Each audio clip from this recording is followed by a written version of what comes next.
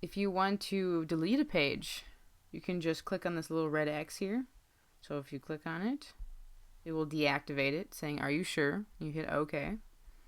And this throws it down here in the bottom. We do not actually have any way to delete pages in the CMS. So if you ever need it, you can just click on the green plus sign to activate it. And you want to say OK. And then we'll throw it back up on top here. Now as you can see, this is red. And so this means that it's offline. So this means that you can still edit the page and save it, but it will not show up on your website.